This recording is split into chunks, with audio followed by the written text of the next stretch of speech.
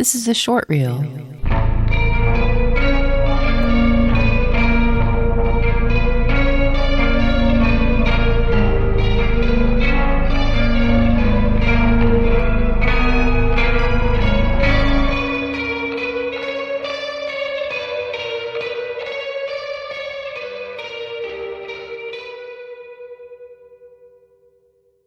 Welcome to the short reel. Ryan is not here this week because he's off shining his musket. He loves that thing almost as much as he loves running a soft cloth up and down its barrel. Ugh. Anyway, this week we're going to look at a bizarre movie, some grand plans, and a debauched double feature. So let's get started, shall we?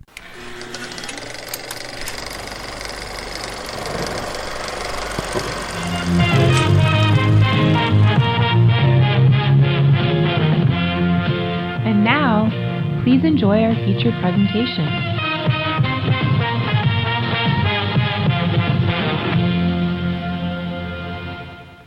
Cleaning out your dead father's garage is always a messy affair. But when your dearly departed daddy was a CIA spook, well, then shit can get just cosmically dangerous. This is the 11th Green. A number of aerospace and defense insiders tell us that anti-gravity planes and discs have been a reality for more than half a century. What if the real question is, what should the people know? How much do they really want to know? Is this or is this not why we exist? To cover what corporate media won't. Jeans and denims are prohibited in all public areas, so is cell phone use. I circled the house on the map. Solid bronze doors, like a fortress. This very house was built for a great president, as I'm sure you know. It must have been great advertising. General Eisenhower was a lot more than that. I had the pleasure of meeting him when I was young. Excuse me, Jeremy? What do you do when you're not assisting retired Air Force generals? Computers. Help him with his computer. You need some sort of clearance, see that stuff?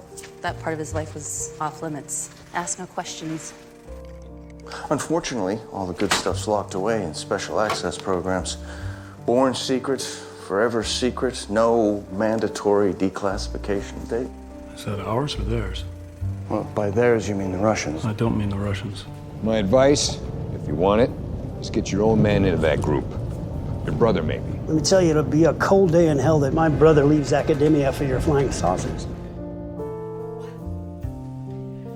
Honey, you're already dressed. Without your discernment, without your analysis, without what I know is your commitment to honesty, then this just disappears into folklore. What's it doing? Generating electricity, Mr. President. Obviously. Why is it locked up in a place like this? It could be out there in the world doing good. It'll happen. When you're ready. When I'm ready. When the world is ready, Mr. President. What's your gut telling you? You think this is part of our story? Could be.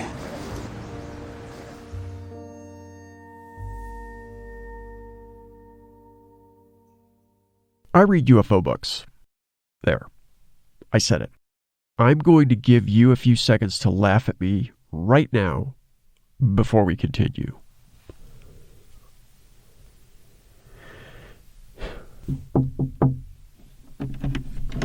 What are you doing? Oh, just waiting on them because they're laughing at me because I read UFO books. You know. Well, you left this on the printer. Oh, okay. Thanks. Okay.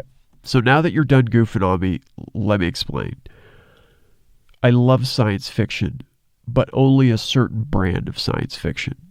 I think I've heard it called conceptual sci-fi, but it's the kind of sci-fi that bases its stories more on social ideas or struggles than on green screen action scenes that just happen to be set in the future. Sure, I like a good space dogfight as much as the next shaved ape, but I find that books and movies that put the social issue out front in a very direct way just resonate with me more deeply than an action-centric story. Movies like Annihilation or Stalker, Solaris, both versions, Sunshine, and Arrival are the kind of intimate stories told on a grand scale that I will show up for because I leave them not only thinking about the experience of seeing them, but also the ideas that they pose. So, why the UFO books? Well, honestly, I'm a fan of concise poetic writing, and not much that I've read in sci-fi fits that bill, except for Stanislaw Lem and sometimes Philip K. Dick. It all feels a little overwritten and cliche to me, but that's just my opinion. I mean, your mileage may vary. And if you have any suggestions, please send them along. Of course, you might be asking here, how much poetic writing is there in a book about UFOs? Well, not much. I can admit that. But my decision to read UFO books instead of science fiction really comes down to the fact that the UFO books are considered quote-unquote nonfiction. For me, the very idea that someone believes that the events documented in the pages of those books are absolutely real opens the door to thought experiments, and it just sparks my imagination. And that gets me over the hurdle of sometimes very poor writing or very, very, very circumstantial evidence that usually does not stand up to scrutiny. Because I'm not reading those books to believe in them. I'm reading them to ask myself, what if? And that is probably why I like Christopher Munch's newest film, The 11th Green.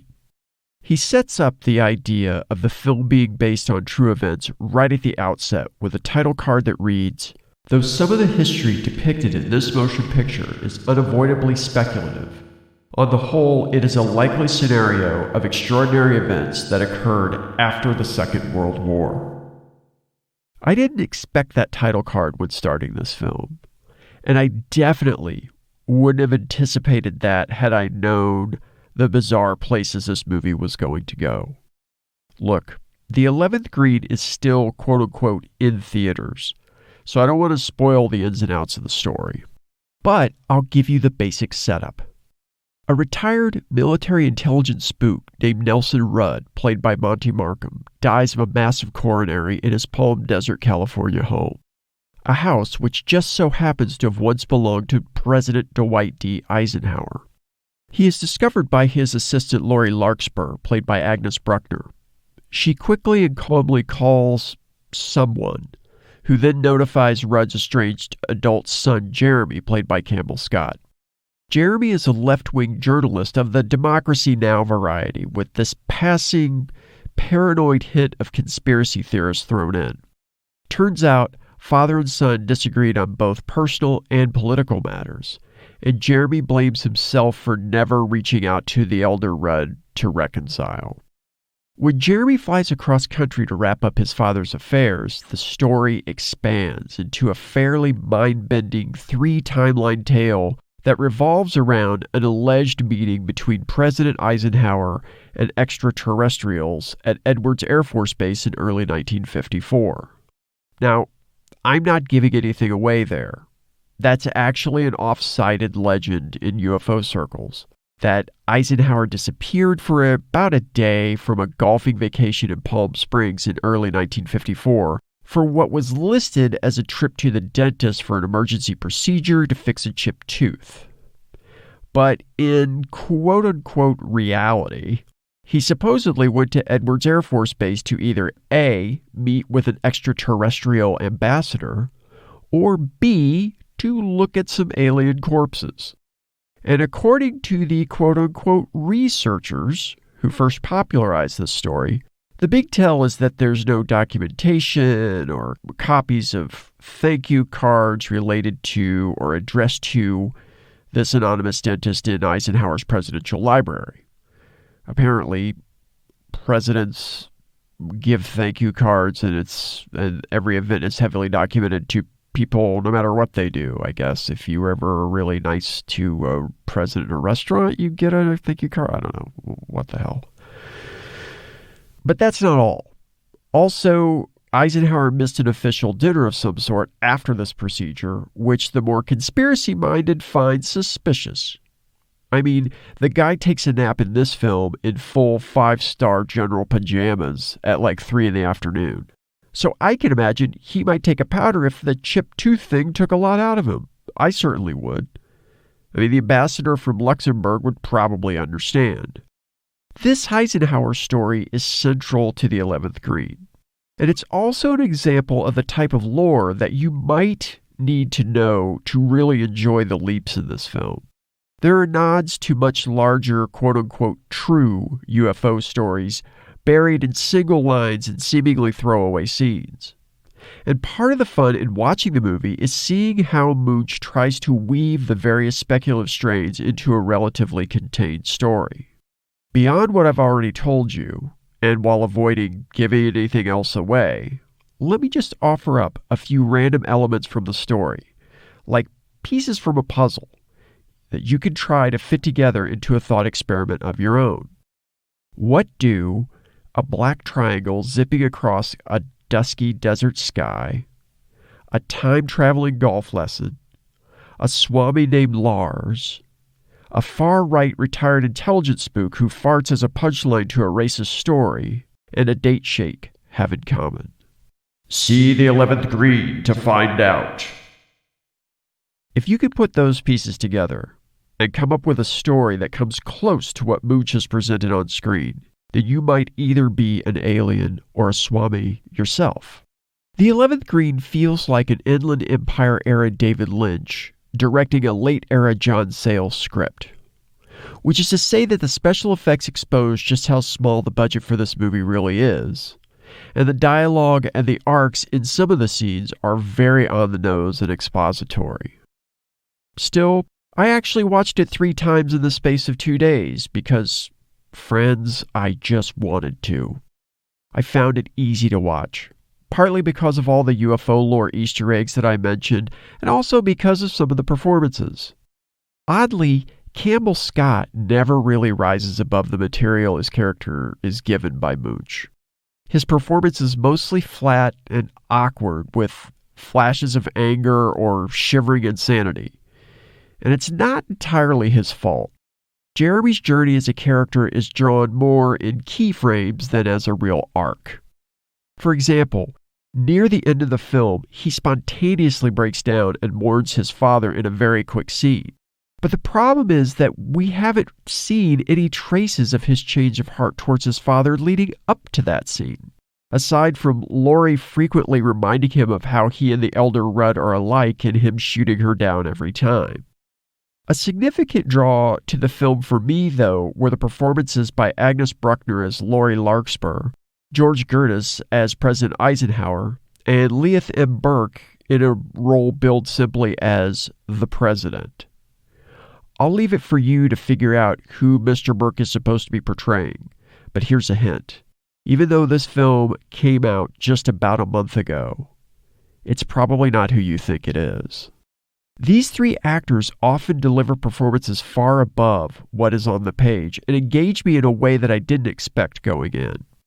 Bruckner plays Larkspur, the assistant to the deceased Nelson Rudd, as someone who is somehow both very genuine and also hiding another layer that she never completely reveals.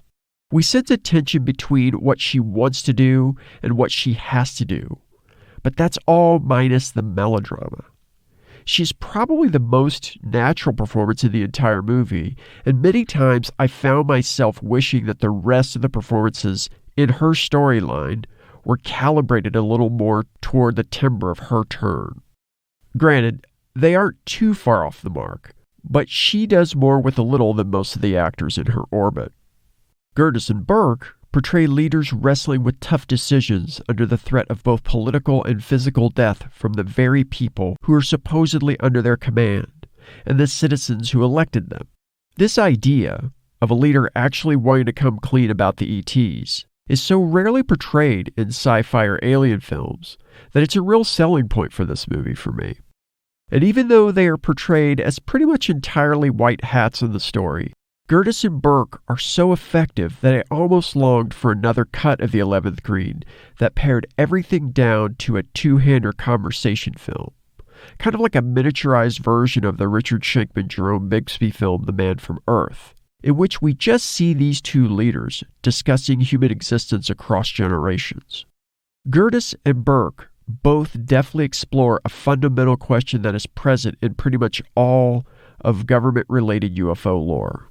If you were sitting on information that could change not only our daily lives, but the way we see ourselves, and you were in a leadership position, would you tell the public?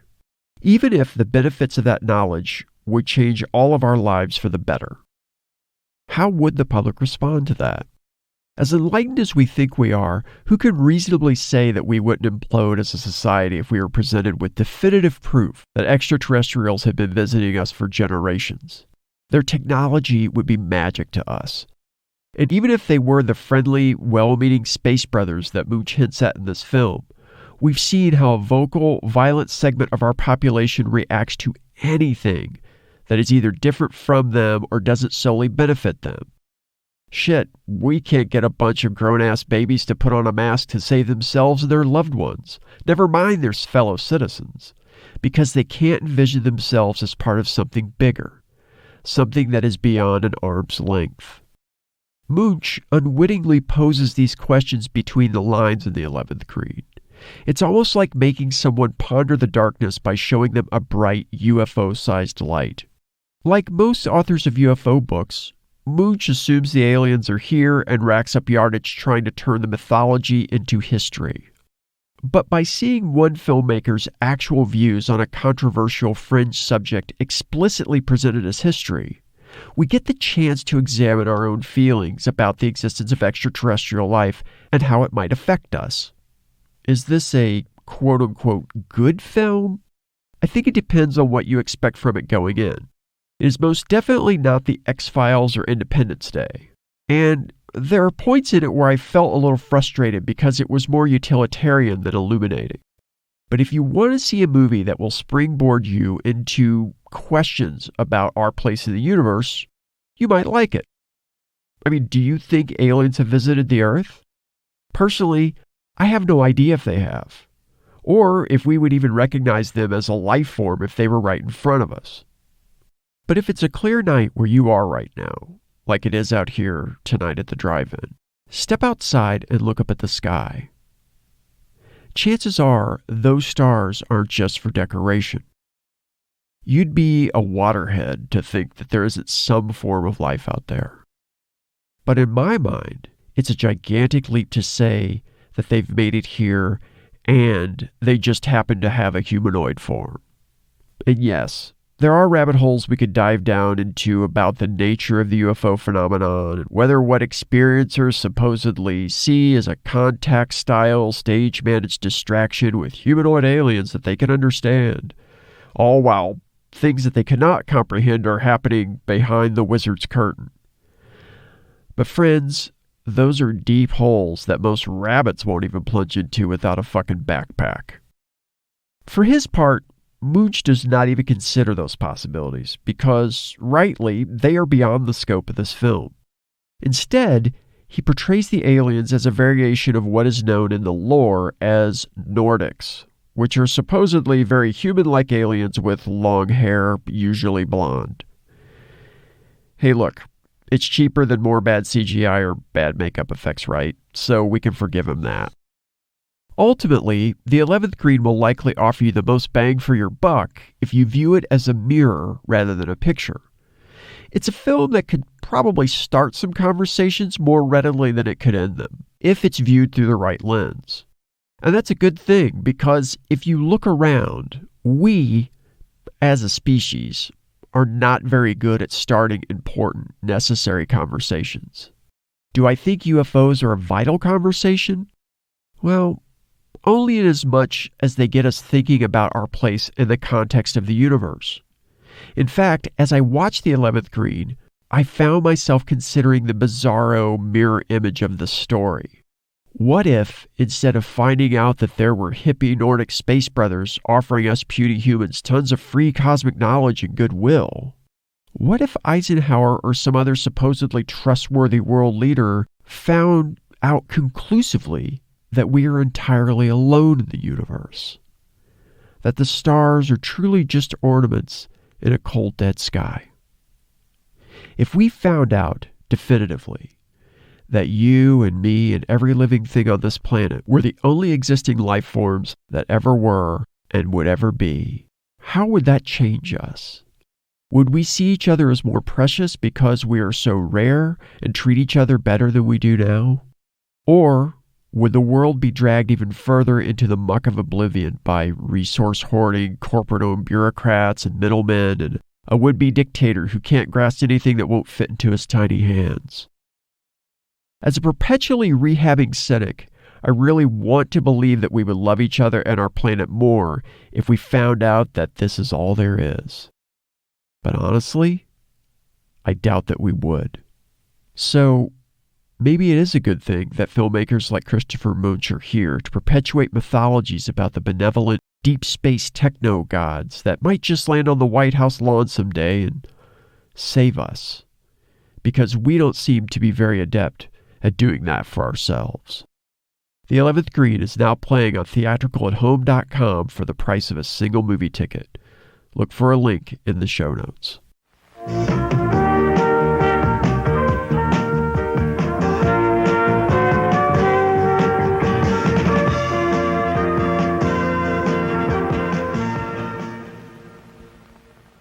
Last week, we covered one of the most bizarre Bruce-sploitation movies ever made, The Dragon Lives Again. But in our bewilderment over the idea of Bruce Lee and Popeye teaming up against Clint Eastwood and James Bond, we didn't actually talk about why we were covering it. I can confidently blame that on Ryan because he's not here to defend himself.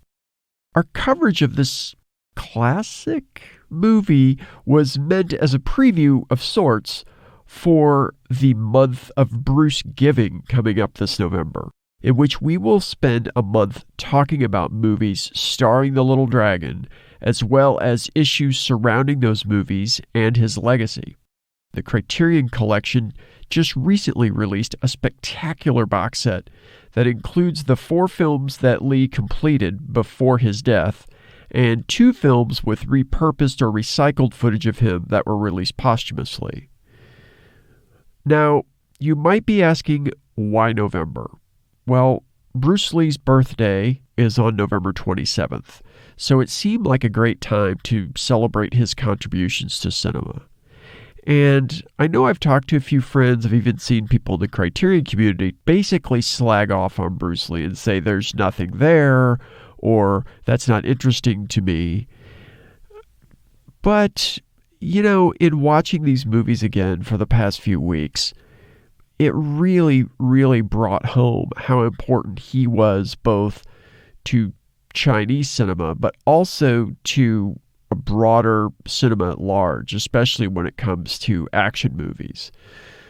Actually, a lot of the things that have come after Bruce Lee have paled in comparison, obviously, to what he actually brought. And so it's going to be interesting to take a look at these movies a little closer and think about the idea of what ifs. What if he had lived longer? What if he had had time to do more movies? If he had lived longer, could we maybe have avoided certain people like Steven Seagal or somebody like that?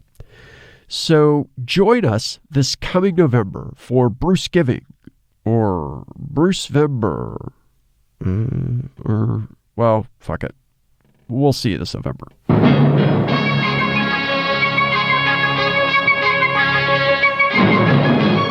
Coming soon to this drive-in theater.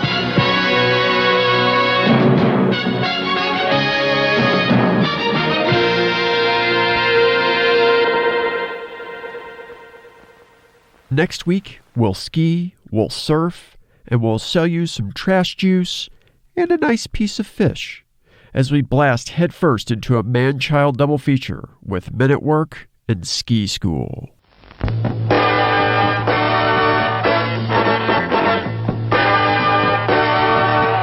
That's it for the short reel this week. You can connect with us by following us on social media at All Night Drive-In on Twitter and Instagram, by searching the All Night Drive-In Picture Show on Facebook, and by emailing us at allnightdriveinpictureshow@gmail.com. Please subscribe to and rate and review the show on Apple Podcasts or on your favorite podcatcher if possible. And more importantly, tell your friends. Sneaking your friends into the show in the trunk is definitely allowed at the All Night Drive-In Picture Show. I mean, Stubbs probably won't like it, but we'll cross that bridge when we come to it. So we'll see you next week on the All Night Drive-In Picture Show. Thanks for listening.